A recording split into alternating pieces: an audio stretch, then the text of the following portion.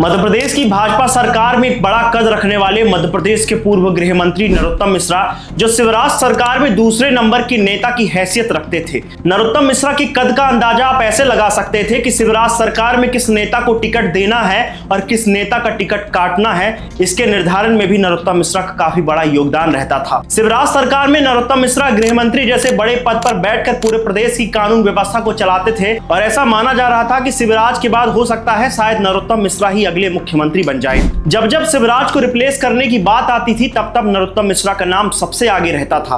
लेकिन अचानक से नरोत्तम मिश्रा 2023 का विधानसभा चुनाव हार जाते हैं। दावा किया गया कि नरोत्तम मिश्रा चुनाव हारे नहीं बल्कि उन्हें चुनाव हराया गया था, क्योंकि नरोत्तम मिश्रा ही वह नेता थे जो मध्य प्रदेश में शिवराज की कुर्सी छीनने की हैसियत रखते थे। बाद में नरोत्तम मिश्रा ने चुनाव में हुई अपनी हार को स्वीकार किया और पूरी ताकत के साथ अगले मिशन की ओर लग गए। नरोत्तम मिश्रा ने मध्य प्रदेश में लोकसभा चुनाव के दौरान खूब काम किया। चुनाव से पहले कांग्रेस में उथल पुथल मचाकर रख दी, प्रदेश की राजनीति में भूचाल लाकर रख दिया, क्योंकि नरोत्तम मिश्रा ही वह नेता थे जिन्होंने लोकसभा चुनाव से पहले हजारों कांग्रेसियों को गले में पट्टा पहनाकर भाजपाई बना डाला था। नरोत्तम मिश्रा ने कई जिला पंचायत सदस्य से लेकर पंच सरपंच तक को भाजपा में शामिल करवाया था और फिर लोकसभा चुनाव में भाजपा की दमदार परफॉर्मेंस के बाद नरोत्तम मिश्रा दोबारा से अपने अगले मिशन प्रदेश अध्यक्ष के काम में जुट जाते हैं। इस बीच नरोत्तम मिश्रा ने दिल्ली भोपाल एक कर डाला। दिल्ली में बैठे केंद्रीय मंत्री से लेकर मध्य प्रदेश में बैठे कैबिनेट मंत्री तक नरोत्तम मिश्रा ने सभी से मुलाकात की। लगातार एक के बाद एक मुलाकात से ऐसा लग रहा था जैसे नरोत्तम मिश्रा संदेश देना चाहते हैं कि वह सचमुच में अगले प्रदेश अध्यक्ष बनने वाले हैं। पूरी हवा नरोत्तम मिश्रा के पक्ष में चल रही थी। मीडिया के द्वारा पिछले 6 महीने से लगातार चीख चीख कर नरोत्तम मिश्रा को ही बीजेपी का संभावित प्रदेश अध्यक्ष बनाने का दावा किया जा रहा था। सब कुछ ठीक ठाक चल रहा था, लेकिन तभी अचानक तो पंडित जी पाए लागू और धम्म से भारत माता की जय। नरोत्तम मिश्रा के सारे सपने एक झटके में ही चकनाचूर हो जाते हैं और हेमंत खंडेलवाल मध्य प्रदेश भाजपा के नए प्रदेश अध्यक्ष निर्विरोध निर्वाचित होते हैं। नमस्कार दोस्तों, आज के इस वीडियो में हम बात करने वाले हैं आखिर मध्य प्रदेश के फायर ब्रांड ब्राह्मण नेता नरोत्तम मिश्रा, जिनकी तुलना उगते हुए सूरज के साथ की जाती थी, आखिर वही नरोत्तम मिश्रा आज राजनीति में डूबते हुए सूरज की तरह क्यों दिखाई देने लगे हैं। आखिर कौन सा वह व्यक्ति है जो नरोत्तम मिश्रा का राजनीतिक करियर खत्म करने पर तुला हुआ है। देखिए, बीजेपी हो या कांग्रेस, सभी पार्टियों में अंदर ही अंदर टांग खिंचाई का सिलसिला काफी अरसे से चल रहा है। इसी टांग खिंचाई की वजह से कभी कांग्रेस सत्ता से बाहर हो गई थी, अब यही सिलसिला भाजपा में भी चल रहा है। आपने कई भाजपा विधायकों को देखा होगा जो अपनी ही सरकार को बदनाम करने और मोहन यादव की छवि को धूमिल करने का कोई भी मौका छोड़ने को तैयार नहीं है। इस लिस्ट में ज्यादातर वही भाजपा विधायक हैं जो शिवराज सिंह चौहान सरकार में ओहदा प्राप्त मंत्री थे या फिर शिवराज सिंह चौहान के काफी खास माने जाते थे। देखिए, शिवराज सरकार में नरोत्तम मिश्रा काफी चतुर और चालाक नेता माने जाते थे। राजनीतिक जानकार बताते हैं कि नरोत्तम मिश्रा जोड़ तोड़ में सबसे आगे रहते थे।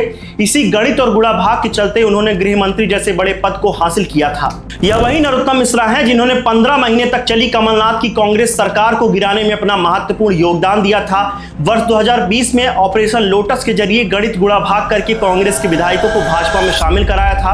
भारतीय जनता पार्टी पर 8 विधायकों को बंधक बनाने का आरोप लगा है। बीजेपी एमएलए के कई बड़े नेता होटल में थे, ये दिग्विजय सिंह का आरोप है। रामपाल सिंह, नरोत्तम मिश्रा होटल में थे, ये दिग्विजय सिंह का कहना है। इतना ही नहीं बल्कि नरोत्तम मिश्रा ने सवर्ण सीट पर अपने सबसे बड़े प्रतिद्वंदी विंध्य क्षेत्र के कद्दावर ब्राह्मण नेता राजेंद्र शुक्ला को भी किनारे लगा दिया था, जिसके कारण लगातार मंत्री बनने वाले राजेंद्र शुक्ला सिर्फ विधायक तक ही सीमित रह गए थे।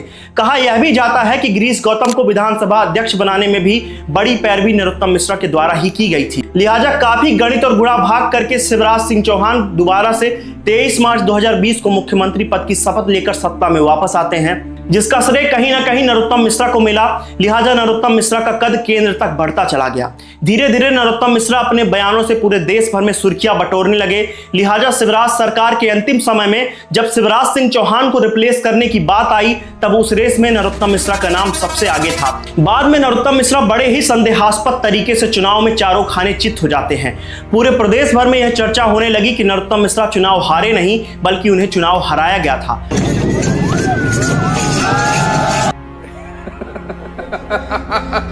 लोकसभा चुनाव समाप्त होने के बाद जब नए प्रदेश अध्यक्ष की चर्चा होने लगी तब ऐसा लगा कि नरोत्तम मिश्रा शायद मध्य प्रदेश भाजपा के अगले प्रदेश अध्यक्ष बनेंगे। लेकिन जैसे ही नरोत्तम मिश्रा का नाम सामने आता है वैसे ही एक बार फिर से भाजपा में खींचतान का दौर शुरू हो जाता है।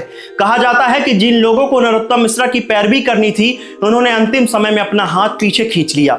इतना ही नहीं, वर्ष 2020 में नरोत्तम मिश्रा ने भाजपा में जो तिकड़म भिड़ाया था जिसके कारण काफी सारे भाजपा नेता उनसे नाराज चल रहे थे, जिसका खामियाजा प्रदेश अध्यक्ष के चुनाव में नरोत्तम मिश्रा को भुगतना पड़ा। राजनीतिक जानकारों के अनुसार पार्टी के कुछ चतुर और चालाक नेताओं को लगा कि अगर नरोत्तम मिश्रा अध्यक्ष जैसे बड़े पद पर विराजमान हो जाते हैं तो दोबारा से उनका दबदबा सत्ता के साथ साथ संगठन में भी कायम हो जाएगा और अपने रोक टोक की आदत की वजह से उनकी सरकार में दखलंदाजी पूर्व की तरह बढ़ जाएगी। लिहाजा जिस हिसाब से मोहन यादव ने हेमंत खंडेलवाल को आगे किया उसे देखकर ऐसा लगता है जैसे खुद मोहन यादव भी नहीं चाहते थे कि नरोत्तम मिश्रा अगले चुनाव में उनकी कुर्सी के लिए खतरा बने, क्योंकि शिवराज सरकार में नरोत्तम मिश्रा ही सीएम की कुर्सी के लिए सबसे बड़ा खतरा दिखाई दे रहे थे और वह गलती दोबारा से मोहन यादव दोहराना नहीं चाहते थे। नरोत्तम मिश्रा को इस बात का जरा भी अंदाजा नहीं था कि उनके साथ पार्टी के कुछ बड़े नेता खेला करने जा रहे हैं। इसी बीच 1 जुलाई को सीधे साधे और स्वच्छ छवि वाले हेमंत खंडेलवाल का नाम सामने आता है और नरोत्तम मिश्रा के सारे सपने एक झटके में ही चकनाचूर हो जाते हैं। 2 जुलाई को जैसे ही नरोत्तम मिश्रा पार्टी कार्यालय पहुंचे तो उनके चेहरे की चमक गायब थी।